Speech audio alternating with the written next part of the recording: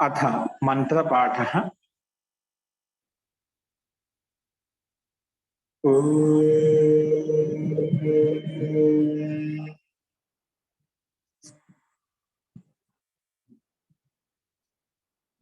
सहनावतु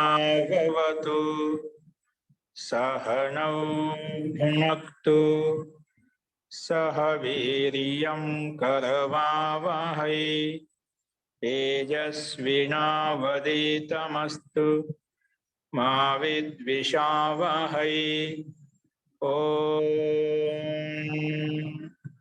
शांति शांति शांति। सर्वेभ्यो नमः। अंदरिकी नमस्कारम। మనము బహువ్రీహి సమాస ప్రకరణ నిన్న శేషో బహువ్రీహి ఇది అధికార సూత్రం అని చెప్పుకున్నాము. ఇక్కడి నుంచి బహువ్రీహి సమాసం యొక్క ప్రకారం నడుస్తుంది. అందులో మొట్టమొదటి సూత్రం అనేకమన్య పదార్థే అనే సూత్రం చూశాము.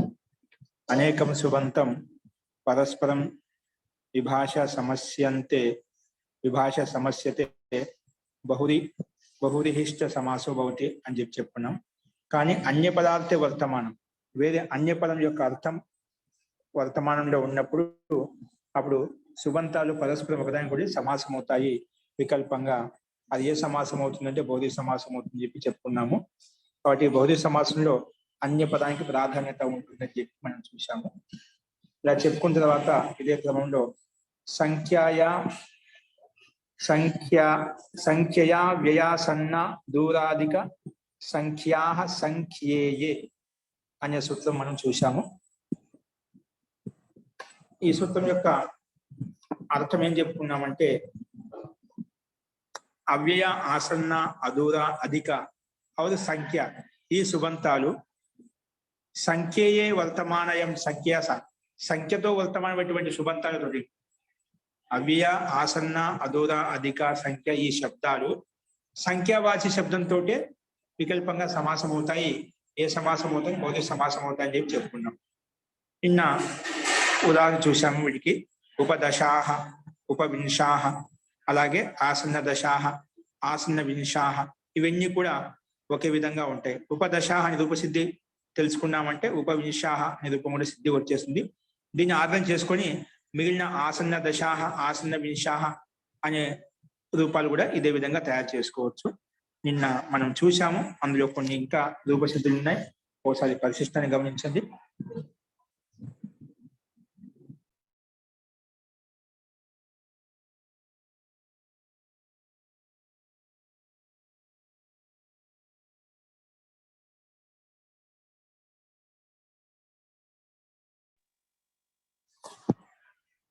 అస్తు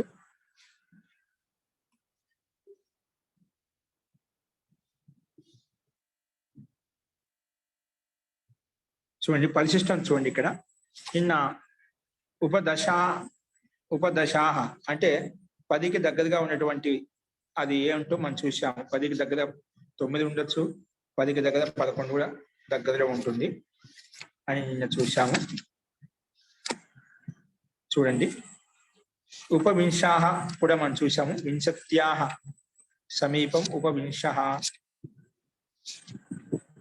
వింశతే సమీపం ఉపవింశః అని చెప్పాము. అది శబ్దానికి సమానంగా వింశతే సమీపం ఉపసమీపం. వింశతిలో ఉండే వికారానికి వింశతే దతి అనే సూత్రం ప్రకారంగా దతి ప్రత్యయానికి లోపం అవుతుందని చెప్పి నేను చెప్పుకున్నాము. చూడండి, స్లైడ్ మీద కనిపిస్తుంది. ఉపదశాకి ఏం విగ్రహవాక్యం చేశాము? దశానాం సమీపే ఏ సంఖ్యాహ సంతి వాటిని ఉపదశాహ అని చెప్తాను. అంటే 10కి సమీపంలో ఏ సంఖ్యలైతే ఉన్నాయో వాటిని ఉపదశాహ అని చెప్పి చెప్పుకుంటాము. అది 10కి దగ్గర ముందు వెనక 9 కానీ 11 కానీ తీసుకుంటాం. అస్తు, అది చూసాము. అలాగే ఇదే క్రమంలో వింశతే సమీపే అంటే 20కి దగ్గరగా ఉన్నటువంటి సంఖ్యలు ఏవైతే ఉన్నాయో వాటిని ఉపవింశాహ అని చెప్పి చెప్పుకుంటాము. ఇక్కడ కేవలం వింశతే దతి అనే సూత్రం ప్రకారంగా వింశతిలో ఉండే వికారానికి లోపం చేస్తాం. అప్పుడు వింశత్ మిగులుతుంది. మహోదయ తీక లోపం చేస్తాం. టికారం కాదు, మొత్తం తీ తీసేస్తాము. అప్పుడు వినిషా మిగులుతుంది. తర్వాత డచ్ ప్రతిని తీసుకొచ్చాము. డచ్ ప్రతి తీసుకొచ్చాము. బహువ్రీహో సంఖ్య డజ బహుగణ ప్రకారం తెచ్చామండి. దాని ప్రకారం డచ్ తెచ్చుకొని లోపం చేసుకుంటే అతో గుణే ప్రకారంగా తో ఉపవింశాహ అనే రూపాలు సిద్ధిస్తాయి మనకు. అస్తు. ఎవరేదో అడుగుతున్నారు మహోదయ. ఇక్కడ వింశతే దితి సూత్రంలో అక్కడ అది డతి కాదండి, దితి ప్రత్యయం ఉంది. అది దితి అంటే డకారం పోతే ఇక ఈ ఉంటుంది కదా అక్కడ, అప్పుడు గుణం అవుతుంది కదా.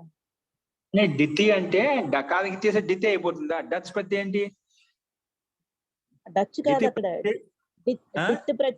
డిత్ ప్రత్యయం అన్నారండి అక్కడ. డచ్ కాదు, అది డిత్ ప్రత్యయం అన్నారు. అదే డచ్ డిత్ కదా. డచ్ లో డకాయి తీసే డిత్ అయిపోయిందన్నమాట. డచ్ ప్రత్యయాన్ని డచ్ లో డకాయి తీసే వల్ల డిత్ అంటే కదా, డాకి తీసే డిత్ అన్నమాట. ప్రత్యేక డిత్ రాదు, డచ్చే వచ్చింది, డిత్ రాదు. ఇక్కడ డిత్ అంటున్నాం ఏంటండి? ఇక్కడ భాషార్థంలో డిత్ ప్రత్యయం ఇచ్చారండి. ఏ సూత్రం ప్రకారం ఇచ్చారండి? 6-4-142లో 142 కదా. పేజ్ నెంబర్ చెప్తారండి? Page number 285. ఏది ఒకటో భాగమా? 6 అధ్యాయం 4వ పాదం. 6వ అధ్యాయం 4వ పాదం. ఏమి ఇచ్చారండి అక్కడ? పరిశిష్టంలో ఇచ్చాడు కదండి 285. ఏమి ఇచ్చారండి అక్కడ? అక్కడ వసన్నకస్య వింశతేస్తి శబ్దస్య దితి ప్రత్యయే పరతో లోపో భవతి అని ఇచ్చారు. డిత్ ప్రత్యయం పరత. ఓకే, డిత్ అంటే దాత్మ అదే డకారానికి తీసే డిత్ అంటున్నాం. దాన్ని డచ్ ప్రత్యయానికి అనుమతులు వేస్తాము. అనుమతులు వేస్తాం, డకానికి చుట్టూ పక్కన వెళ్ళిపోతుందా? డకా వేసి విత్ చేసాం. విత్ అంటే ఏమిటి? అంటే మామూలుగా డచ్ పెట్టాం. అవును, డచ్ అంటే అది కూడా డిత్ అవుతుంది కదా మరి. అదే అంటున్నా, డిత్ ప్రత్యయం కాదు, డిత్ ప్రత్యయం. అదే అంటున్నా, ఏదాంతో వచ్చింది డిత్ ప్రత్యయం? డచ్ వచ్చిందా? డచ్ డిత్ అంటున్నాం అంట. డకారానికి తీసామా డిత్ అంటున్నాం. డకారానికి చుట్టూ అనే సూత్రం వచ్చేసి డకా ఇత్ సంధ్యాభవతి ఇత్ అని చెప్పి పెట్టాం. డిత్ అంటే అక్కడే డకారం పోతే ఈ ఉంటుంది కదా అని అంటున్నాను. మొత్తం డిత్ ప్రత్యయం పక్కన ఉంటే అంటే భాషార్థాలో బసన్నక వింశతి అంగకే టీకా డిత్ అన్నాడు. అదే టీకా డిత్ అంటే డిత్ ప్రత్యయం పక్కన ఉంటే ఒక నా పుస్తకం అక్కడ లేదు నాది. ఒకసారి లక్ష్మి గారు అది ఉంటే మీరు షేర్ చేయండి. ఆ 3వ భాగం నేను చూస్తాను. ఒకసారి మీరు చెప్పారు కదా, పెట్టానండి, గ్రూప్ పెట్టాను అప్పుడు ఉందండి. 6-4 స్క్రీన్ మీద ఉందా ఆచార్య? ఓకే. వింశతే దతి. ఇక్కడ ఏంటి? భాసంజకస్య వింశతే తి శబ్దస్య, తి శబ్దానికి డితి ప్రత్యయ పరత. డితి ప్రత్యయ తాత్పర్యం సూత్రం. డితి అంటే ఏమిటి? తాత్పర్యం అదే డతి. ఏ సూత్రం ప్రకారం డతి తీసుకొచ్చామో ఇక్కడ చూడండి. వింశతి త్రింశద్భ్యాం డున్ ప్రత్యయం వచ్చిందన్నమాట. వింశతి త్రింశద్భ్యాం డున్ ప్రత్యయం వచ్చింది, డచ్ ప్రత్యయం కాదు. ఓకే. సో డున్ ప్రత్యయానికి ఏమొచ్చింది? అనుబంధం లోపేస్తే నకారం వెళ్ళిపోతుంది, ఓన్లీ ఊ మిగులుతుంది అన్నమాట. అది డకారం వెళ్ళిపోతుంది. డకారం చేసిన డిత్ అన్నమాట. సరే, డచ్ లేదు, ఇక్కడ ఉంది. ఉన్క ఏం మిగిలింది? ఉన్క యుగోద నాకో ప్రకారం ఏమవుతుంది? అని వస్తుంది అన్నమాట. కానీ ఇక్కడ ఏం చెప్పింది? ఆ డిత్ ప్రత్యయం పక్కన ఉంటే వింశంలో ఉండే షదంత వింశతేశ్చ డా ప్రత్యయ హువా. గుణ్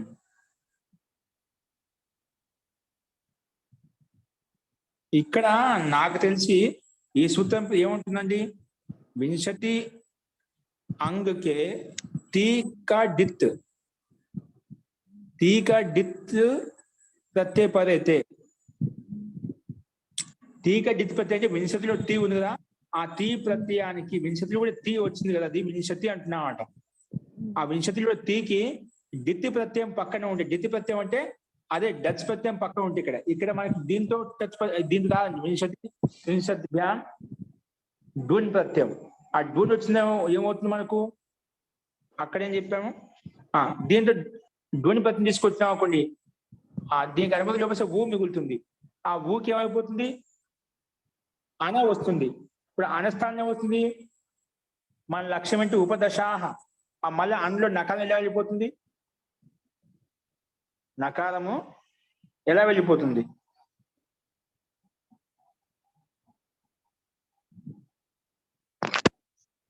నలోప ప్రాతిపదిక అంతస్య ఏంటండి, నలోప ప్రాతిపదిక అంతస్యతో ఆచార్య. దాంతో పోదండి ఇక్కడ, ఆచార్య దాంతో పోదు. అది మూల శబ్దం కాదు కదా, అనుపత్యం. ఆదేశంలో నకారం ఎలా తీసేస్తాం, తీనికి కాదు అక్కడ. ఆచార్య ఇక్కడ ఏంటంటే టీ వింశతి దత్తి ప్రకారంగా డతి ప్రత్యయం పక్కన ఉంటే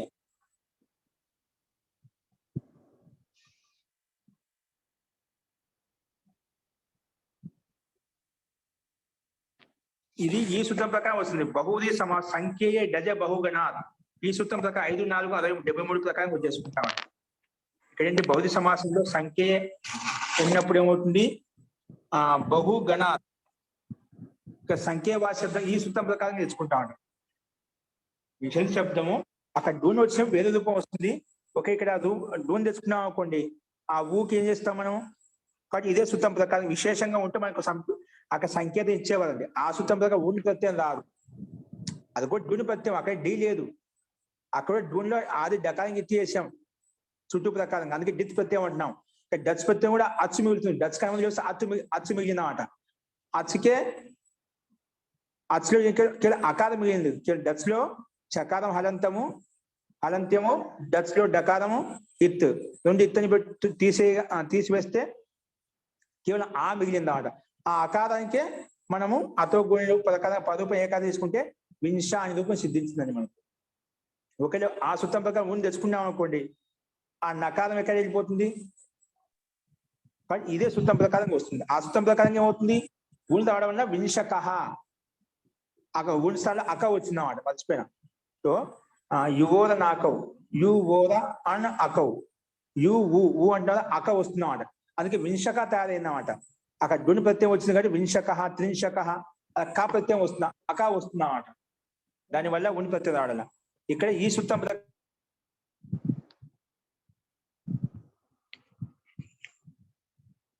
బహుగణాత సూత్రం ప్రకారంగా వస్తుందండి. వరలక్ష్మి గారు స్పష్టమైందా మీకు? అక్కడ రూపాయలు వింశక రూపాయలు సిద్ధిస్తాయండి.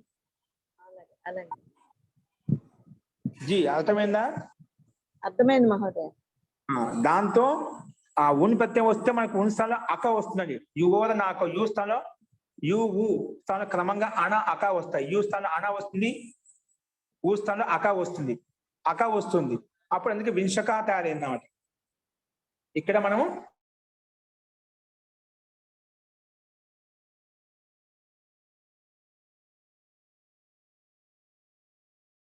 అసలు యు అంటే లిఫ్ట్ కదండి, అలాగే ఊ అంటే నూళ్ళు.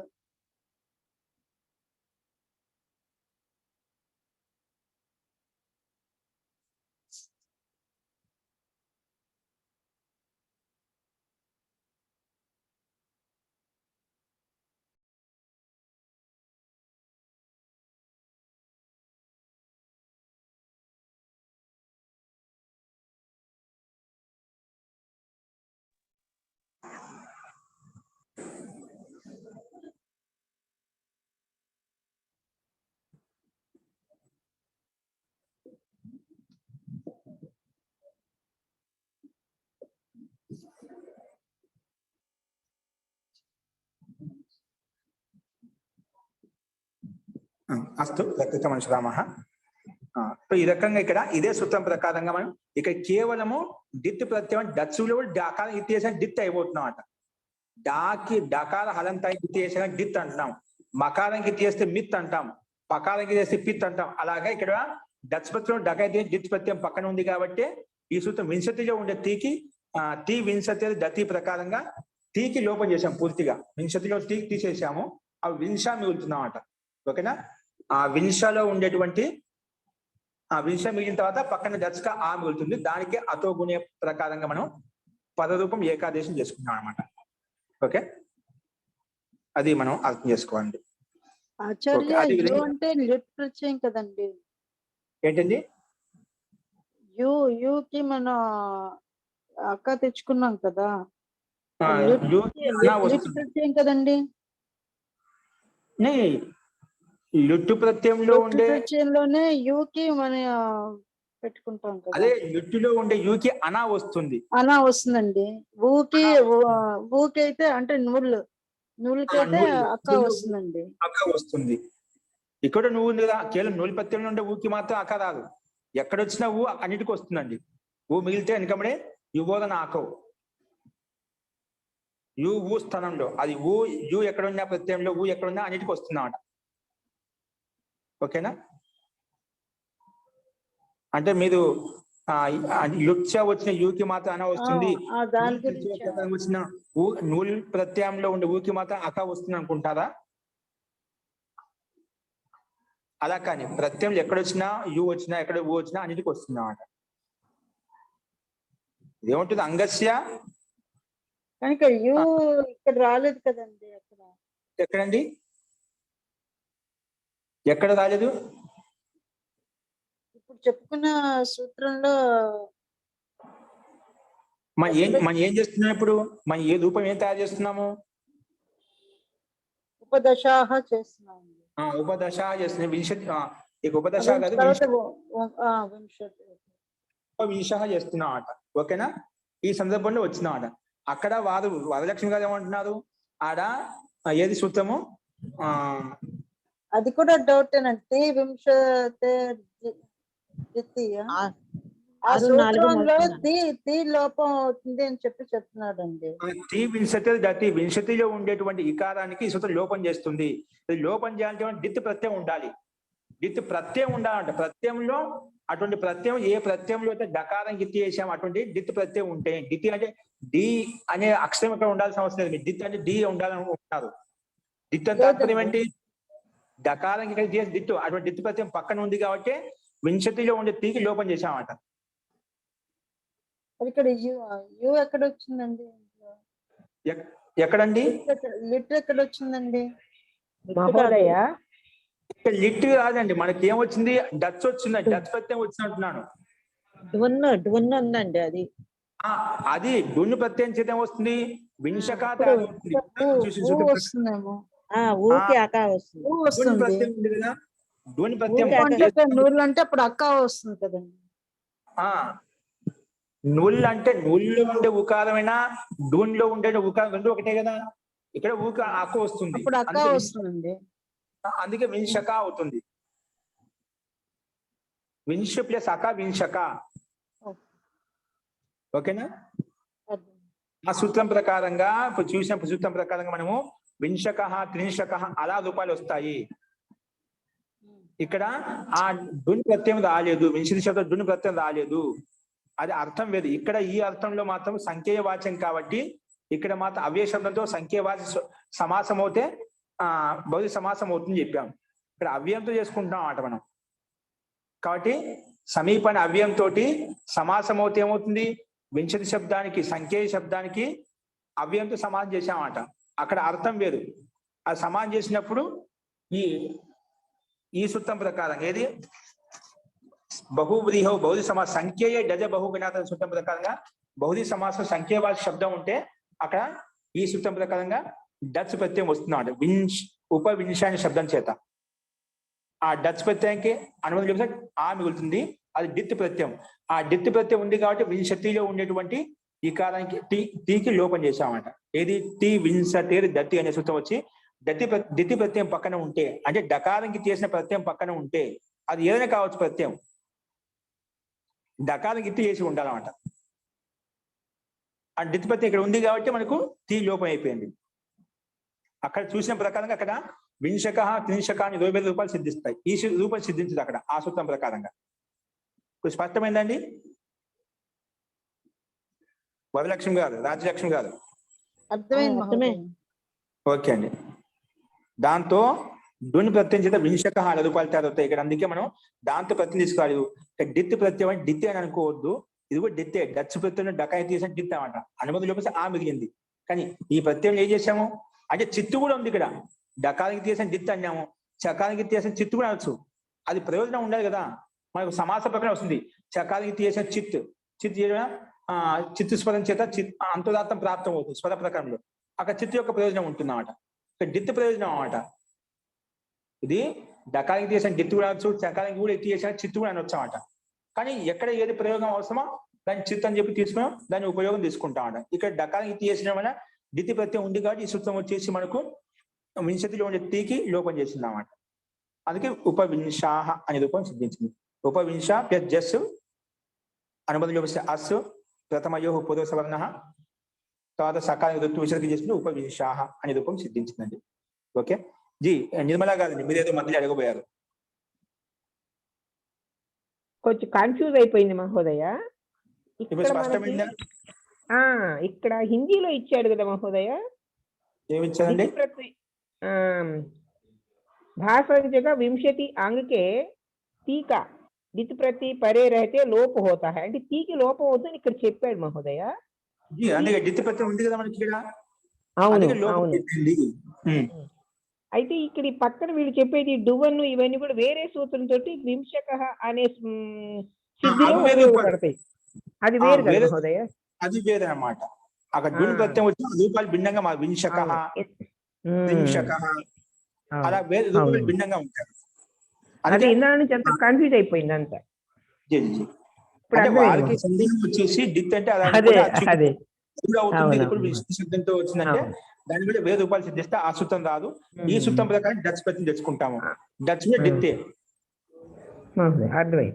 డిత్ అంటే డాలో ఉండే ఇకానికి ఇత్తి వేస్తే డిత్ అనుకోవద్దండి. డకారానికి ఇత్తి అయిపోయింది దాన్ని ఇత్ అంటాం. ఇత్ అంటే ఇత్ సంజానికి పేరు పెట్టాం. దానికి ఇత్తని పేరు పెట్టాం. ఇత్తని పేరు పెట్టిన తర్వాత ఎవరికైతే ఇత్తని పెట్టావో దానికి తస్య లోపం వచ్చి లోపం చేస్తున్నాడు. దానికి డిత్ అయిపోయింది అన్నమాట. దాన్ని డిత్ అంటాం. డా ఇత్ డిత్. ఓకేనా? డచ్ ప్రత్యయంలోని డకారానికి ఇచ్చి చేసాం కాబట్టి అది డిత్ అయిందా మహోదయ? డిత్ అయింది అన్నమాట.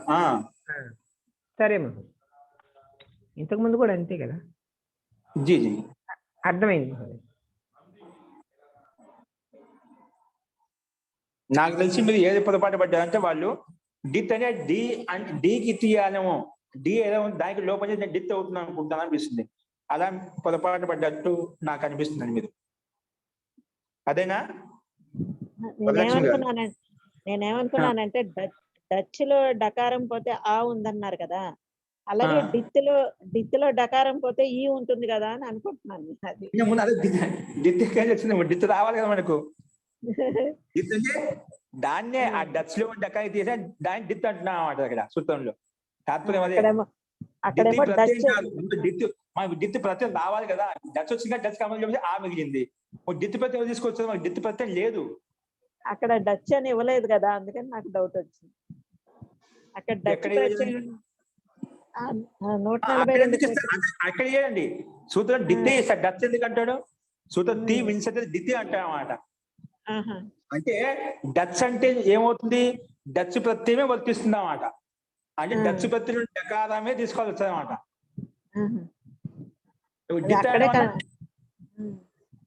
స్పెసిఫిక్ గా డచ్ పెట్టి తీ వింశతి డచ్ డతి అన్నా డితి అన్నా డచ్ అన్నామనుకో డతి అన్నామనుకో అది ఎక్కడ డచ్ ప్రతి తీసుకొచ్చామో అదే గ్రహించబడుతుంది.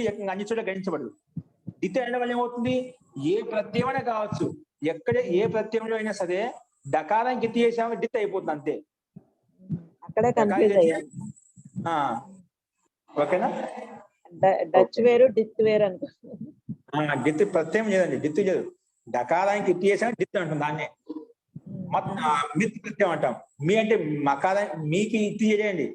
ఎక్కడ మాలో హలంతో లోపం చేసామో ఇప్పుడు నమ్ ప్రత్యయం ఉంది, నములు ప్రత్యయం ఉంది.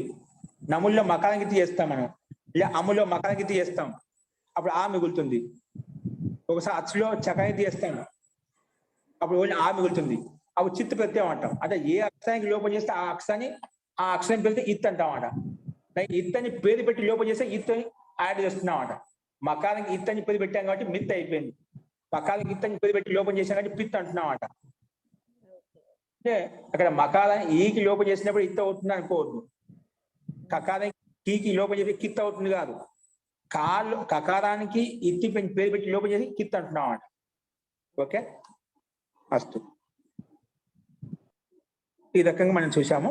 అలాగే దశానాం ఆసన్న, ఇప్పుడు కేవలము మనము సమీప దగ్గర వాచి అర్థంతో చూసాము. ఇప్పుడు దశానాం ఆసన్న అంటే 10కి దగ్గరగా ఉండేటివి ఏమైనా ఆసన్నవి అవే పదం అన్నమాట. అంటే 10కి దగ్గరగా ఉండేటివి. దశానాం ఆసన్న, దశానాం అదూరం, అదూర దశాహ, దశానాం ఆసన్న, ఆసన్న దశాహ అలా వచ్చిందన్నమాట. దశానాం దశ ఆము సారీ దశన్ ఆం ఆసన్న జస్. దానికి ఈ సూత్రం ప్రకారం సమాసం అవుతుంది. సంఖ్య శబ్దము ఆసన్న అనే అవ్యయంతో సమాసం చేశాము. సమాసం చేయగానే విభక్తి లుక్ అవుతుంది. విభక్తి లుక్ కాగానే ప్రథమ సమాసం నిర్దిష్టమైంది. ఉపసర్జనం పూర్వం, ఉపసర్జనం ప్రథమా నిర్దిష్టం సమాస ఉపసర్జనం. ఉపసర్జనం పూర్వం ప్రకారంగా అది దశ శబ్దం ముందుకు అయిపోతుంది. ఆసన్న శబ్దం ముందుకు వెళ్ళిపోతుంది. ఆసన్న దశన అయిపోతుంది. ఇప్పుడు దశంలో ఉండే దానికి నకారానికి నలోప ప్రాతిపదికాంత ప్రకారం లోపం చేస్తాము. ఉపదశ అవుతుంది. ఇప్పుడు ఈ సమాసం చేత సమాసాంత ప్రత్యయం చేత ఇక్కడ కూడా మనము ఏం తెచ్చుకుంటాము? డచ్ ప్రత్యయం తెచ్చుకుంటాము. ఏదాంతో బహువ్రీహో సంఖ్యయ బహుగణ గజ బహువ్రీహో సంఖ్యయ గజ బహుగణ ప్రకారంగా సంఖ్య సమాసాంత డచ్ ప్రత్యయం తెచ్చుకుంటాము. దానికి అనుబంధం లోపం చేస్తాము. అప్పుడు ఆ మిగులుతుంది. అప్పుడు ఆసన్న దశ ఆ. ఇప్పుడు దీనికి అతో గుణే ప్రకారం మళ్ళీ పదరూప ఏకా తీసుకుంటాం. ఆసన్న దశ మిగులుతుంది. ఈ సమస్త పదం చేత మళ్ళా బహువచన జస్ తెచ్చుకుంటాము. జస్కి అనుమతి లోపం చేస్తే జకారానికి అనుమతి లోపం చేసి ఆసు మిగులుతుందన్నమాట. లషక్ పద్ధతి ప్రకారంగా ఇత్తని పెట్టి లోపం చేస్తామట. లోపం చేయగానే ఆసు మిగులుతుంది. ఇక్కడ ప్రథమయోహ పూర్వ సవర్ణ ప్రకారంగా పూర్వరూప ఏకాశం చేసుకుంటాము. అప్పుడు ఆసన్న దశాస అయిపోతుంది. అంతిమ అసలు ఉండే సకాలానికి ఋతు విసర్గం చేసుకుంటే ఆసన్న దశాహ అనే రూపం సిద్ధిస్తుంది. అలాగే దశానాం అదూరం, అది 10కి దూరంగా లేవంటే దగ్గరగా ఉన్నాయి. దాన్ని ఆసన్న అదూర దశాహ అంటాము. దశ ఆం అదూర సు అలా మనము అలౌకిక ఉగ్రవాక్యం పెట్టుకుంటాము. తర్వాత ఉపసర్జన పూర్వం ప్రకారం అదూర శబ్దం ముందుకు వెళ్ళిపోతుంది. దశ తర్వాత వస్తుంది. మిగిలిన ప్రక్రియ ముందు చెప్పిన విధంగా అన్ని ఒకే విధంగా ఉంటాయి. అలాగే ద్వౌవా త్రయోవా విత్రాహ, 2 లేదా 3 అలాంటి అర్థంలో ద్వౌవా త్రయోవా విత్రాహ. ఇక్కడ మన సమాసాంతో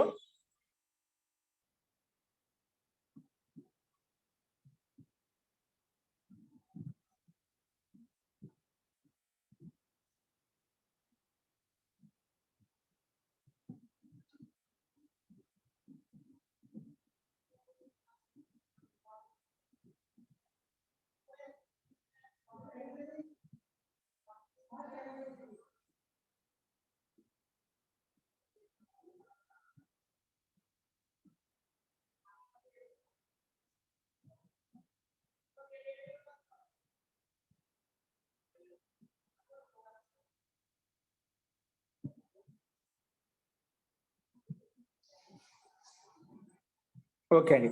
ద్వౌవా త్రయోవా విత్రాహ.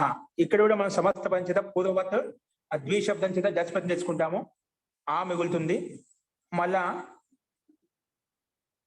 డచ్ ప్రత్యయం డిత్ ప్రత్యయం కాబట్టి టీ భాగాన్ని లోపం చేసుకుంటాం. లోపం చేసుకుంటే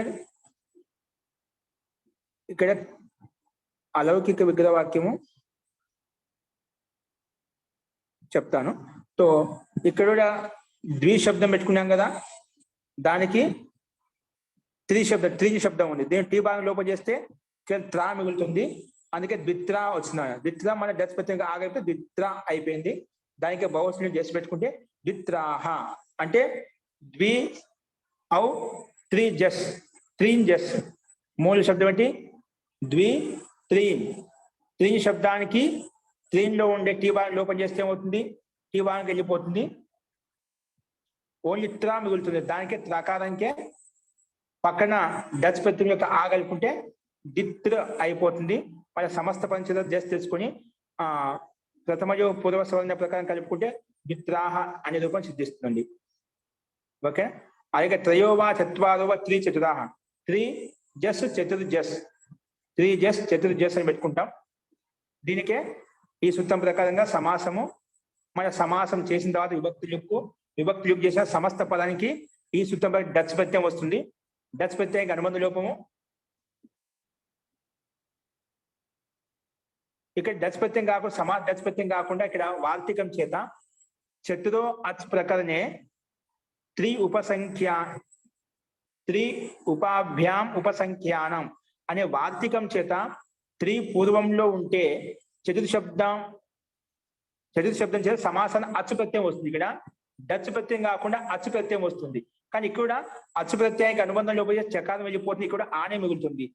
డిత్ కాదు అంతే. ఇది ఏమంటే చిత్ ప్రత్యయం అన్నమాట. సరే, అచ్చు ప్రత్యయం ద్వారా ఎలా వచ్చింది? ఇక్కడ టే అనే సూత్రం ప్రకారంగా టీ భాగం లోపం అయిపోయింది. టీ భాగానికి లోపం చేసుకున్నాము. అప్పుడు త్రి చతుర్శబ్దం లోపు నా హోసక అన్నారు. ఏంటండి? లోపం కాలేదు టీ భాగానికి. లోపు నా హోసక అని అస్పృత్యం వచ్చిందన్న టే అస్పృత్యం లోపు కాలేదనమాట. అది త్రి చతుర్ అలాగే ఉండిపోయింది మూల శబ్దము. సో త్రి చతుర్ ఆ సమస్త పదం చేత జస్ట్ తెచ్చుకున్నాం, అచ్చు తెచ్చుకున్నాం కదా, అచ్చుక ఆ మిగులుతుంది అనుబంధం లోపం చేస్తే. అప్పుడు అచ్చులో ఉండే అకారము త్రి చతుర్ శబ్దంలో రేపానికి కలుస్తుంది. అప్పుడు త్రి చతుర ఈ సమస్త పదం చేత జస్ట్ తెచ్చుకుంటాము. జస్ట్ అనుబంధం లోపం చేస్తే అస్సు మిగులుతుంది. త్రి చతుర అస్సు ప్రథమయో పూర్వ సవర్ణ మళ్ళీ శశజుసోరు కరవస అనేది విసర్జనీయ ప్రకారం కలుపుకుంటే త్రి చతురాహ అనే రూపం సిద్ధిస్తుందండి. ఓకే, ఈ రకంగా మనం అర్థం చేసుకోవాలి. ఇప్పుడు ఇందులో రూపసిద్ధులు యొక్క సందేహం ఉందా? ఇక్కడ వార్తికం చేత డచ్ కాకుండా అచ్ ప్రత్యయం వచ్చింది, అది తేడా మనం. అక్కడ డచ్ ప్రత్యయం ఎందుకంటే డిత్తుకు సంబంధించి కొన్ని విశిష్టమైన ప్రయోగాలు ఉన్నాయి కాబట్టి అక్కడ డిత్తు పెట్టుకునే వాళ్ళం. ఇక్కడ దానికి అంత ప్రయోగం అంటే ఏం లేదు, అందుకే అచ్ ప్రత్యయం తెచ్చుకున్నామంట. మహోదయ, వార్తికం చేత వచ్చింది. అస్తు, చెప్పండి. ఇక్కడ దో యా తీన్ అన్నాడు కదా మహోదయ, అక్కడ ఏంటి మహోదయ విగ్రహ వాక్యం? ద్వి ఔ అంటే 2 లేదా 3 అని ఒకటే చెప్పాడు. ద్వి ఔ త్రీన్ జస్, ద్వి ఔ త్రీన్ జస్, ద్వి ఔ త్రీ జస్. ద్విశబ్దము ఏంటి? ద్విశబ్దము త్రిశబ్దం. 2 లేదా 3 అంటున్నావు, 2 లేదా 3 అదే విగ్రహం. అప్పుడు విగ్రహం 2 లేదా 3 అంటే 3వ శబ్దం ఏం లేదన్నమాట. అందుకే ద్వి ఔ ద్వివచనంలో అవ్ వస్తుంది, త్రీ బహువచనం కాబట్టి జస్ వేసుకున్నాడు. ద్వి ఔ త్రీ జస్. మన ప్రతిసూత్రం ప్రకారంగా సమాసం అవుతుంది. పరస్పరము 2 సుబంతాలకు సమాసం చేశాము, భౌతిక సమాసం చేశాము. సమాసం కాగానే సుపో ధాతు ప్రాతిపదిక ప్రకారం ద్వి పక్కన ఉండే అవు విభక్తికి లుక్ అయిపోతుంది, త్రీ పక్కన ఉండే జస్ కి లోపం చేస్తాం. అప్పుడు ద్విత్రి మిగిలాయి. ఈ ద్విత్రి సమస్త పదం చేత 2 కలిపిన సమస్త పదం అయిపోయింది. ద్విత్రి అని ఒక పదం. ఆ సమస్త పదం చేత మన ప్రకృతి సూత్రం ప్రకారంగా బహురిహో సంఖ్య డజ బహుగణ ప్రకారంగా అచ్పతిని తెచ్చుకుంటాం. ఆ డచ్ కర్మ ఆ మిగులుతుంది. వచ్చిన తర్వాత టీ భాగాన్ని లోపం చేస్తామంట. టీ భాగం లోపం చేసుకుంటే టీ అంటే ఏమిటి? అచ్చుల్లో అంతిమచ్చు. అంతిమచ్చు త్రీ అంతిమచ్చు అనమాట. అంతిమచ్చు అంటే త్రీలో ఉంటే ఈ అంతిమచ్చు అనమాట. ఆ టీకి లోపం చేసాం. అప్పుడు త్రా హలంత మిగులుతుంది. త్రా హలంతానికే పక్కన డచ్ ప్రత్యయం ఆ ఉంది కదా, అది ఆ కలుపుతా ఉన్నాం. ఇత్రా అయిపోయింది. ఇది సమస్త పదం ఏర్పడింది. ఈ సమస్త పదం చేత మళ్ళీ బహువచనం యా ప్రాతిపదిక అధికారం జస్ట్ తెచ్చుకుంటాం. బహువచనంలో జస్ కా అస్ ప్రథమయో పూర్వ సవర్ణ ప్రకారం పూర్వ సవర్ణ దీర్ఘం చేస్తాము. దిత్రాస్ అయిపోతుంది. దిత్రాస్ సకాలంకి ఋతు విసర్గ చేసి దిత్రాహ అనే రూపం చేస్తుంది. అర్థమైంది మహోదయ, ధన్యవాదాలు. ఓకే, ఈ రకంగా మనం ఈ శబ్దాలతోటి మనం సమాసం చేస్తే ఎలా ఉంటాయో మనం చూసినాం. సో మహోదయ, ఇక్కడ అవ్యయ, ఆసన్న, అదూర, అధిక అని 4 పదాలు ఇచ్చారు కదండి. అవ్యయం అనే దానికి ఇక్కడ మనకి ఆ భాగంలో ఉప అనేది వచ్చింది మనకి సమీప అర్థంలో. అవ్యయం అనేది అది బ్రాడ్ మీనింగ్ కదా, ఉప ఒకటే కాదుగా, ఇంకా చాలా అర్థాలు రావచ్చు. అవ్యయాలు అంటే చాలా ఉన్నాయి కదా. అవ్యయం అంటే ఏదైనా తీసుకోవచ్చు, అవ్యయం ఉండదు అంతే. ఉప అని రావాలి, సమీప ఏవే రావచ్చు అండి, ఉపలక్షణంగా ఏదైనా రావచ్చు. ఏం రావచ్చు. ఇక్కడ ఒకటే ఇచ్చాడు, ఉప అనేది ఒకటే ఇచ్చాడు, అవ్యయం తాలూకా ఒకటే ఇచ్చాడు ఆయన. ఒకటే ఇచ్చాడు ఇక్కడ. తర్వాత ఆసన్నకి ఇచ్చాడు, ఆసన్న వింశాహ చెప్పుకున్నాము. అదుర దశ అది చెప్పుకున్నాము. అధిక దశ అధిక మనం చెప్పుకోవచ్చు, అధిక దశ కూడా మనం పెట్టుకోవచ్చు. ఇక అదుర అధిక పెట్టుకుంటే అది రూపం వచ్చేస్తున్నాడు, అధిక దశ. ఇప్పుడు వీటన్నిటికీ ఇంచుమించు ఒకటే అర్థం ఉంటుందండి. ఇక్కడ ఆసన్న దశాహ అన్నాడు, ఆసన్న వింశాహ అన్నాడు, అలాగే అదూర వింశాహ అంటున్నాడు, అధిక దశాహ, ఇవన్నీ ఒకటే అర్థంలో వాడుతున్నట్టుంది కదా. జీ ఇవన్నీ ఆసన్నాన్య, సమీపాన్య, ఉపాన్య ఇవన్నీ దగ్గర దానికి పర్యావరణ శబ్దాలు అన్నమాట. ఓకేనా. ఇక్కడ అధిక దశ అనేది అధిక శబ్దం వచ్చింది కాబట్టి ఇది 10కి ఎక్కువ. అధిక దశ అంటే ఎక్కువగా ఉన్నాయండి, 10కి ఎక్కువ ఏవైతే ఉన్నాయో అవి తీసుకుంటాం అన్నమాట. అధిక వింశతి ఎక్కువ ఏవైతే ఉన్నాయో అవి తీసుకుంటాయి ఇక్కడ. అదూర అంటే అండి, అదూర ఎలా తీసుకోవాలి? నా దూరం అదూరం, దూరం కానిది అంటే దగ్గర అని అర్థం. అక్కడ దగ్గర అనే అర్థంలో తీసుకోవాలి, దగ్గర అనే అర్థంలో తీసుకోవాలి. నేను సమానం చేశాం. నా దూరం అదూరం, దూరం కాదు అంటే దగ్గర. దూరం కాదంటే ఏంటి, ఎంతో దూరం కాదండి అంటే ఏంటి, దగ్గర అని అర్థం. అదూరం. ఆసన్న అంటే అర్థం తీసుకోవాలండి, దగ్గర అని అర్థం అండి. ఆసన్న అన్న కూడా దగ్గరే, అదూర అన్న కూడా దగ్గరే. ఉపాన్య కూడా దగ్గరే, సమీపాత్రలో ఉపశబ్దం ఉపయోగించాం. అవునండి. ఇక్కడ సమాసం జరిగింది. సమాసం జరిగినప్పుడు ఉపవింశాహ అన్నప్పుడు మరి ఉప అనేది పూర్వపదం, వింశ అనేది ఉత్తర పదం, ఈ రెండింటికి కాకుండా వేరే అర్థం చెప్పుకోవాలి కదా మనం. ఈ రెండింటిని తీసుకోకూడదు, అన్య పదం రావాలి కదా. మళ్ళీ అన్య పదం వస్తుంది. 9 దగ్గర తీసుకోవాలి. ఏం తీసుకోవాలి, 9 సంఖ్య తీసుకుంటే 11 సంఖ్య తీసుకుంటాం. 10కి ఎక్కువ దగ్గర అని చెప్పాము. సరే, అక్కడ అంటే అలా తీసుకున్నాం, బానే ఉంది. ఇక్కడ ద్విత్ర అనే దగ్గర ఏది తీసుకోవాలి మరి? అక్కడ 2, 3 2 తీసుకోకూడదు కదా. అంటే 2 సంఖ్య చెప్పావు ఇక్కడ. ఏంటి సంఖ్యాత సమాసం ఎక్కువ అనేది ఆసన్న అదుర, దానికి మాత్రం ఇది సంఖ్య. ఇది ఏంటి, అవ్యయ, ఆసన్న, అదుర, అధిక, సంఖ్య ఇత్యేది సుబంతాహ సంఖ్యంతో సమాసం. ఇక సంఖ్యావాచి సంఖ్యంతో సమాసం అవుతున్నట. ఏదైనా బహురీహి సమాసమే కాబట్టి పూర్వపదం ఉత్తర పదం తీసుకోకూడదు కదా. పూర్వపదం ఉత్తర పదం డైరెక్ట్ గా తీసుకోకూడదు కదా. తీసుకోకూడదు. 2 లేదా 3 అంటున్నాము.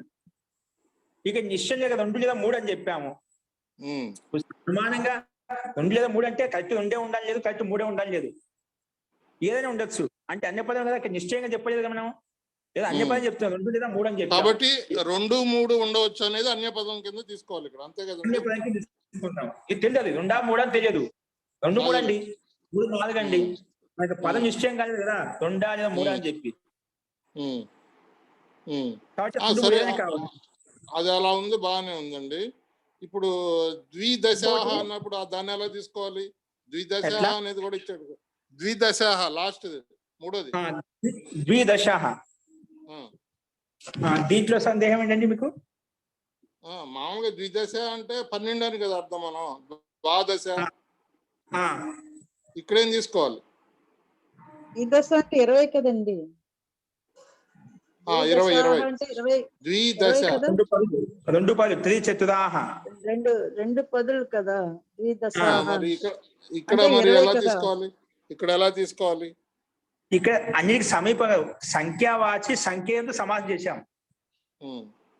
అంటే ద్విదశ అంటే 20 అని చెప్పాం. ఆ 20 ఏంటి? ఆ 20 ఏమైనా వస్తువు ఏంటి, పదార్థం. 20 సంఖ్య కాదు ఇక్కడ. 20తో 20 అని చెప్పాము. ఆ పదార్థం, ఆ 20 వస్తువులు ఉన్నాయి, 20 పదార్థాలు ఉన్నాయి, ఏమైనా అది ఏదైనా కావచ్చు. ధనం ఉంది కాబట్టి 20 అనే సంఖ్య కాదు ప్రధానం. అక్కడ 20 వస్తువులు, 20 పుస్తకాలు ఏదో వస్తాయి. వేద ఏదో ఒకటి ఉంటుంది. వస్తుంది. ఆ ద్రవ్యం తీసుకోవాలి మనం.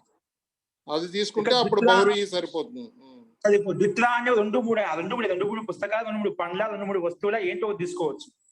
అంటే వేద పదానికి సంఖ్య 2 3 అనే సంఖ్యలు బట్టి వేద అర్థాన్ని జ్యోతి చేసుకోవచ్చు. ఇక్కడ శబ్ద అక్షరాన్ని తీసుకోవచ్చు, స్వరూపాన్ని తీసుకోవడం లేదు. అట్లా మీరు అలాగే. చెప్పేది అప్పుడు ఆ అర్థం బహుళీకి వెళ్ళిపోతుంది. అలాగే. అస్తు మహోదయ, ధన్యవాదాలు. ఆచార్య ఇక్కడ ద్విసంఖ్యావాచ మరో సంఖ్యావాచక దశతో సమసించి బహువ్రీహి సమాసం అవుతుంది కదండి ఇది ఈ సమాసం సూత్రం ఏంటి? చేత. ఆ, అంటే ఇక్కడ సంఖ్యావాచకం తీసుకోవాలి కదా. ద్వి అనేది సంఖ్యావాచకం, అలాగే దశ అన్నది కూడా సంఖ్యావాచకం. ఇప్పుడు ప్రతి సూత్రం ద్వారా మనకి సంఖ్యావాచకం పదం ఇంకో సంఖ్యావాచకంతో సమసించి బహువ్రీహి సమాసం అవుతుంది కదా. ఇక్కడ విభాషా సమస్య ఎంత అని కూడా ఇచ్చారు. ఇచ్చాడా? విభాష కూడా ఉంది. వర్తమానయ సంఖ్యయ అంటే ఇక్కడ అంటే అంటే ప్రతి సూత్రంలో సంఖ్యావాచకమే కదా. విభాష కూడా తీసుకోవచ్చు. అంటే రెండు వస్తాయి అన్నమాట. సంఖ్యావాచకంతో వస్తుంది,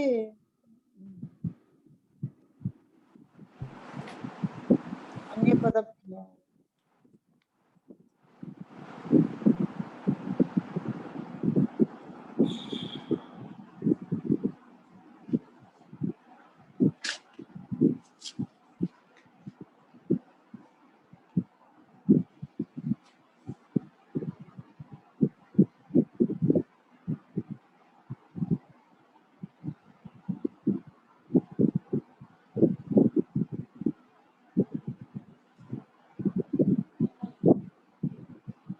కొద్దిగా చాలు, ఈ తిన్నాక ఎక్కువ అయిపోయింది. మొట్టి మజ్జిగ ఇచ్చినా కూడా చాలు.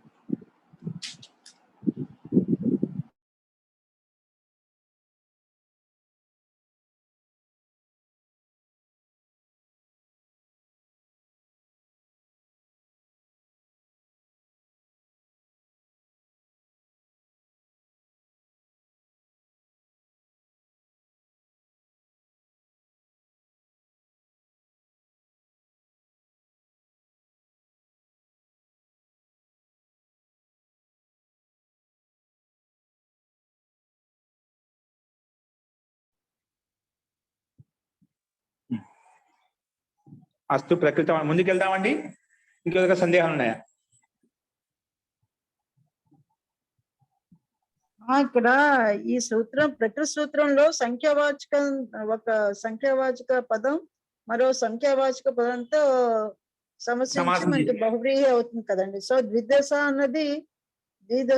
అన్నది బహువ్రీహి సమాసం సంఖ్యావాచక శబ్దాన్ని బట్టే కదా మనకి అయింది అని. అవునండి. సంఖ్యావాచకం విభాష వికల్పం అంటే ఒకసారి అవుతుంది, ఒకసారి కాదు. కానప్పుడు ఏమవుతుంది? ద్వి త్రి రెండు పక్క వేరు వేరుగా అలాగే ఉంటాయి. అప్పుడు ఒక అర్థం తీసుకోండి. 2 సంఖ్య వేరు, 3 సంఖ్య వేరు, భిన్న భిన్నంగా ఉన్నాయి. దానికి ఒక అర్థం అంటూ లేదన్నమాట. అన్య పదం యొక్క అర్థం తీసుకో. ఇక్కడ అదే విభాష ఇక్కడ అన్య తీసుకోలేదు, సంఖ్యావాచకమే తీసుకున్నాం. సమాజ్ చేసినప్పుడు ఒక సంఖ్య వేరే సంఖ్య ద్విత్రాహ అని ఒకే పదం అయిపోయింది. ద్విత్రాహ అంటే 2 లేదా 3 అర్థం తీసుకుంటాం అక్కడ. కానప్పుడు ద్వి త్రి 2 వేరు వేరుగానే ఉంటాయి. ద్విదశ అనేవి ద్విదశ అనే 2 వేరు వేరుగానే ఉంటాయి.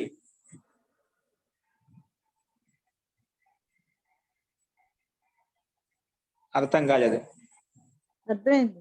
అంటే ఇక్కడ సంఖ్యావాచకమే తీసుకోవాలి కదా అంటున్నానండి. ద్విదశ అన్నది సమాసం చేసినప్పుడు సంఖ్యావాచక పరంగానే మనం బహువ్రీహి సమాసం తీసుకోవాలి కదా అని అడుగుతున్నాను. జీ మనకు పదాలు ఇచ్చాయి కదా.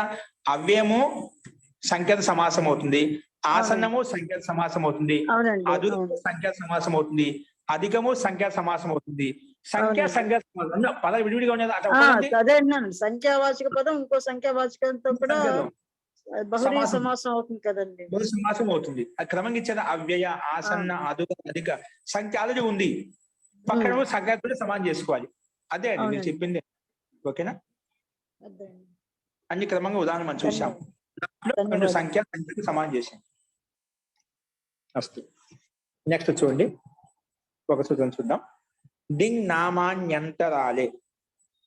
దింగ్ నామాని అంతరాలే సంధి సమస్త పదం అంటే దింగ్ నామాన్యంతరాలే. దింగ్ నామాని ప్రథమ విభక్తి బహువచనం.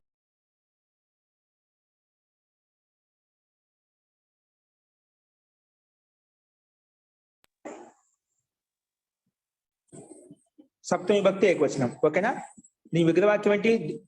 విగ్రహవాక్యం అంటే పద విభాగం ఏంటి? దింగ్ నామాని అంతరాలే, రెండు ఉన్నాయన్నమాట. ఓకేనా? దింగ్ నామాని అంతరాలే. ఇక్కడ ఏన సంధి చేస్తే దాన్ని దింగ్ నామాన్యంతరాలే అయిపోయింది అన్నమాట. ఓకే. సో పద విభాగం చేసిన ప్రథమ విభక్తి బహువచనము, అంతరాలే ఇది సప్తమి విభక్తి ఏకవచనము. సమాసం వచ్చేసి దిశాం నామాని దింగ్ నామాని. దిశాం నామ, దిశల యొక్క నామాలు ఏవైతే ఉన్నాయో దింగ్ నామాని అని. దిశ అని దిక్కులు, దిక్కుల యొక్క పేర్లు ఏవైతే నామాలు ఏవైతే ఉన్నాయంటే పేర్లు దాన్ని దింగ్ నామాని అని దిక్కుల యొక్క నామాలు అని అంటామంట. ఇదేంటి? షష్ఠీ తత్పురుష సమాసం. ఓకేనా? తర్వాత అనువృత్యం వస్తుంది, అది విగ్రహవాక్యం చెప్పుకున్నాం. దింగ్ నామాని అంటే ఏమిటి? దిశల యొక్క నామాలనే, దిశల యొక్క పేరునే దింగ్ నామాని అని చెప్పి చెప్పుకుంటాం. ఏంటి దిక్కులు? అవి దిక్కులు 4 దిశలు, తూర్పు, పడమర, ఉత్తరం, దక్షిణం. దానికి 4 మూలలు 4 దిశలు ఉన్నాయి. ఉపదిశలు ఈశాన్యం, వాయువ్యం, నైరుతి, ఆగ్నేయం ఉపదిశలు అంటాం వీటిని. ఓకేనా? ఇవి 4, మొత్తం 8. పైన కింద కలుపుకుంటే పైన పైన ఆకాశం, కింద భూమి కలుపుకుంటే మొత్తం 10 దిశలు ఉంటాయండి. ఓకేనా? సందర్భంగా చెప్పాను. దిశలు ఎన్ని అంటే వదిన 10 అని చెప్పాలి. అస్తు. బహువ్రీహి దశ దిశలో అంటాం కదండి. దశ దిశలు, దశోం దిశామే అని చెప్పుంటారు. అంటే 10 దిశల్లో చూసానండి, 10 దిశలు తిరగండి అని మన లౌకికంగా ఎప్పుడన్నా లోక వ్యవహారం ఉపయోగిస్తున్నాం. అంటే 10 దిశలు అంటే ఇవి 4: ఈశాన్య, వాయువ్యం, నైరుతి, ఆగ్నేయము 4, తూర్పు, పడమర, ఉత్తర, దక్షిణాలు, పైన కింద కలుపుకుంటే మొత్తం 10 దిశలు అంటాం. అది నేను 10 దిశలు వెతికొచ్చానండి, ఎక్కడ కనిపించలేదు. సహజంగా కూడా మాట్లాడుతుంటాం మనం. దిశ అన్ని దిశలు తిరిగొచ్చా, అన్ని దిశలు అంటే ఈ మొత్తం ఈ 10 దిశలు అండి. అస్తు. బహువ్రీహి అనువృత్తి వస్తుంది, విభాషకి, సుప్పుకి, సమాస ఇవన్నీ అనువృత్తి వస్తున్నాయి. అర్థం ఏంటంటే దింగ్ నామాని, దింగ్ నామాని సుబంత అంటే దిక్కుల యొక్క నామాలు ఏవైతున్న వాటి యొక్క సుబంతాలు. దింగ్ నామాని సుబంతాని అంతరాలే వాచ్యే. అంతరాలే వాచ్యే అంటే అంతరాలయం అంటే మధ్యలో వాచ్యం. అంతరాలయం అంటే దిక్కులకు మధ్యలో ఉండేటివి ఏవైతే దిశలు ఉపదిశలు అంటామండి. దిక్కులకు మధ్య అంటే తూర్పు దక్షిణానికి మధ్యలో, దక్షిణం పూర్వానికి మధ్యలో, పూర్వం పడమరకు మధ్యలో ఉండే మధ్యలో, అట్లా 4 మూలకు 4 దిక్కులకు 4 మూలలు ఏవైతే ఉన్నాయో వాటిని అంతరాల శబ్దం చెప్పాం. అంటే ఉపదిశలు. ఆ మూలలో ఉండే దిశలను, 4 మూలలో ఉండే దిశలను అంతరాల శబ్దం చెప్పాం. అంటే 2 దిశలకు మధ్యలో ఉండే దిశను అంతరాల శబ్దం చెప్తాం. 2 దిశలకు మధ్యలో ఉండే దిశనే అంతరాల శబ్దంతో ఇక్కడ చెప్పబడింది. అస్తు. దింగ్ నామాని సుబంతాని అంతరాలే వాచ్యే. పరస్పరం ఒకదానికోటి విభాష వికల్పంగా సమస్యంతే సమాసం అవుతాయి. ఏ సమాసం అవుతాయి? బహువ్రీహిశ్చ సమాసో భవతి, బహుది సమాసం అవుతాయి. ఓకేనా? అవి ఏంటి చూడండి. ఉదాహరణ దక్షిణస్యాశ్చ. వినిపించట్లేదు గురువు గారు క్లాస్ ది. జీ ఎవరికి వినిపించడం లేదండి? మాకు వినిపిస్తుంది బాగా. బాగా వినిపిస్తుంది. వినిపిస్తుంది అంటే అండి క్లాస్ నడవట్లేదండి. జీ నడుస్తుంది, మీ నెట్వర్క్ పనిచేయలేదు చూడండి. అమ్మా వినిపిస్తుందమ్మా. అస్తు. దక్షిణస్యాశ్చ పూర్వస్యాశ్చ, దక్షిణస్యాశ్చ పూర్వస్యాశ్చ దిశో యద్ అంతరాలం. అంటే దక్షిణ దిశకి దక్షిణస్యాశ్చ ఇది షష్ఠీ విభక్తిలో, పూర్వస్యాశ్చ ఇది షష్ఠీ విభక్తి. అంటే 2 దిశలకు మధ్యలో, దక్షిణ దిశకి పూర్వ దిశకి దిశో అంటే దక్షిణ దిశ పూర్వ దిశకి మధ్యలో యద్ అంతరాలం, ఏదో దక్షిణ దిశకి పూర్వ దిశకి యద్ అంతరాలం అంటే మధ్యలో దిశ ఏదైతే ఉందో సా ఆ దిశని ఏమంటాం? దక్షిణ పూర్వ దిక్కు అంటాం. అంటే దక్షిణానికి పూర్వానికి మధ్యలో ఉండే దిక్కునే దక్షిణ పూర్వ దిక్కు. దాన్ని దక్షిణ పూర్వ దిక్కు అంటే అది మధ్యలో దక్షిణానికి పూర్వానికి దిక్కు మధ్యలో ఏ దిక్కు ఉందో ఆ దిక్కును తీసుకోవాలి. అలాగే పూర్వశ్యాశ్చ ఉత్తరాస్యాశ్చ పూర్వోత్తర, పూర్వస్యాశ్చ ఉత్తరాస్యాశ్చ పూర్వోత్తర అయిపోతున్నమాట. ఓకేనా. ఇక్కడ పూర్వానికి ఉత్తరానికి మధ్యలో ఏదైతే ఉందో దిశోహ యద్ దిశలకు పూర్వ దిక్కుకి ఉత్తర దిక్కుకు ఈ రెండు దిక్కులకు మధ్యలో ఏది అంతరాలం మధ్యలో ఏది దిక్కు ఉందో దాన్ని పూర్వోత్తర దిక్కు అంటామంట. అంటే అలాగే ఈశాన్యం అవుతుంది ఈశాన్యం. కదా. జీ. అలాగే ఉత్తరానికి పశ్చిమానికి ఉండే దిక్కును వాయువ్యం. ఉత్తరానికి వాయవ్య అంటామా? వాయవ్య వాయవ్యం.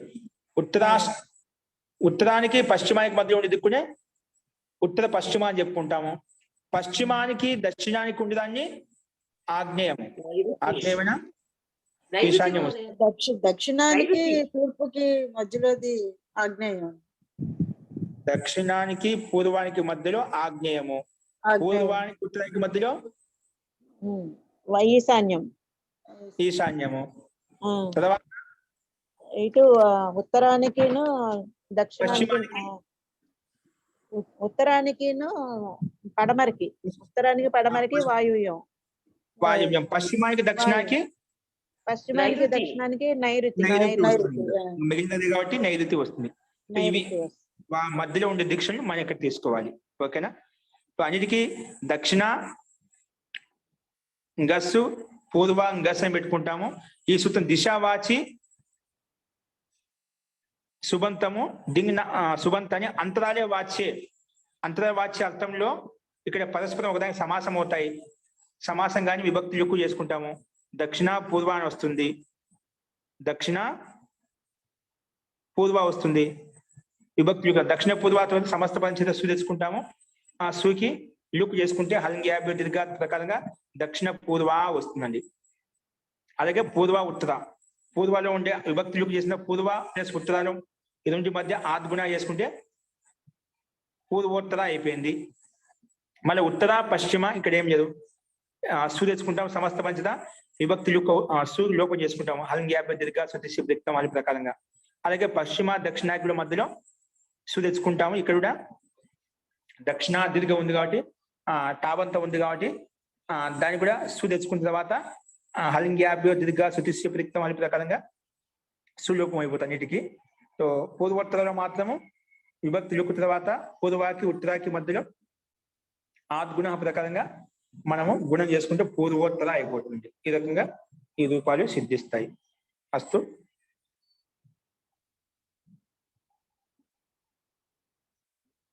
వీటికి సిద్ధి మనము 1:1:20 చూసామండి. ఏంటి 1వ అధ్యాయం 1:20 సూత్రంలో మనకు ఈ దృశ్యం గురించి చెప్పుకున్నాం. అక్కడ రూపం కనిపిస్తుంది చూడండి, స్లైడ్ మీద పెట్టారు.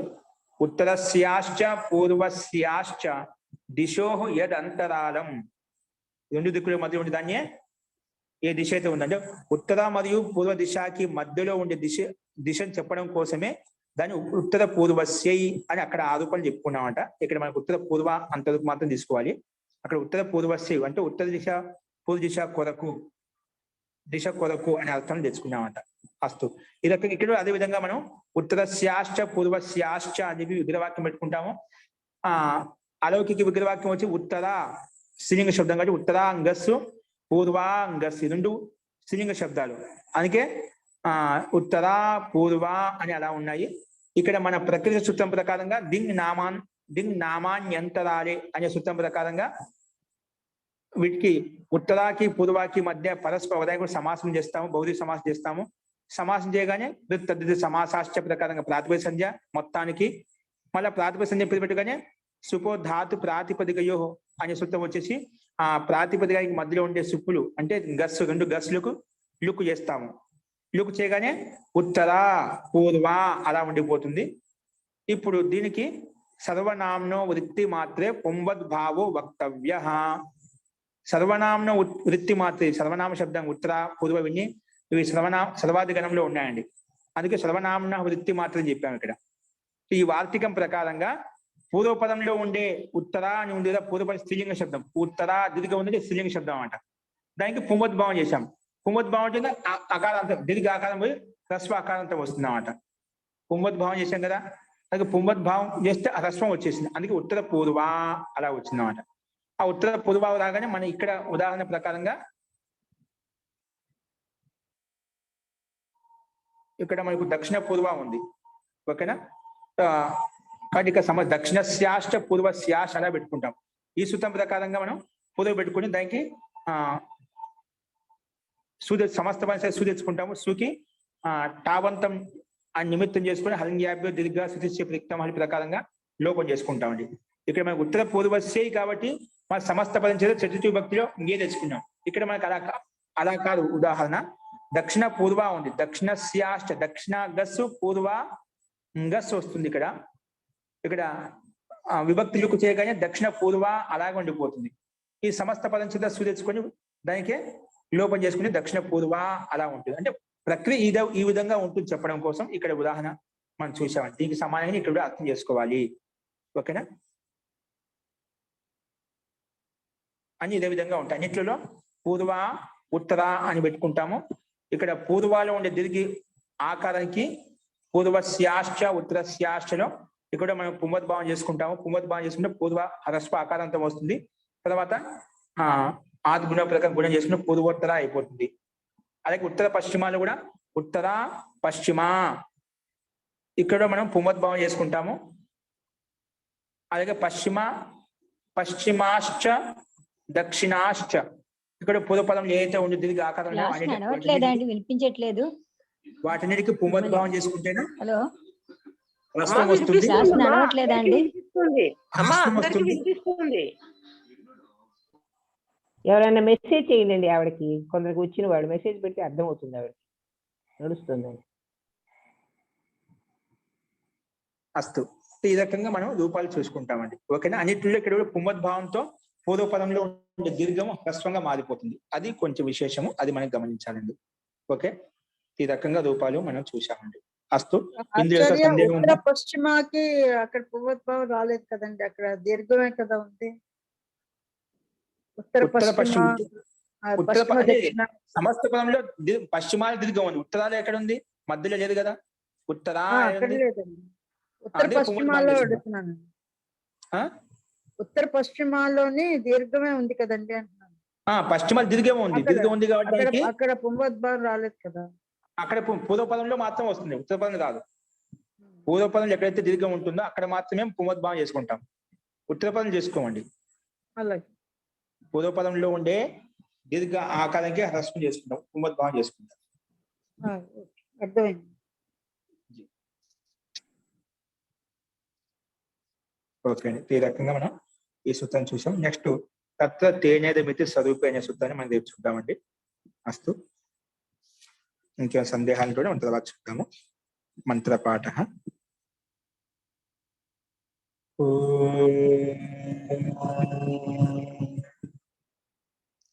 సర్వే భవంతు సుఖినః, సర్వే సంతు నిరామయాః, సర్వే భద్రాణి పశ్యంతు, మా కశ్చిత్ దుఃఖభాగ్ భవేత్. ఓం శాంతి శాంతి శాంతి. సర్వేభ్యో నమః. అందరికీ నమస్కారం అండి. నమస్తే మహోదయ. నమస్తే మహోదయ. నమస్తే ఆచార్య, ధన్యవాదాలు.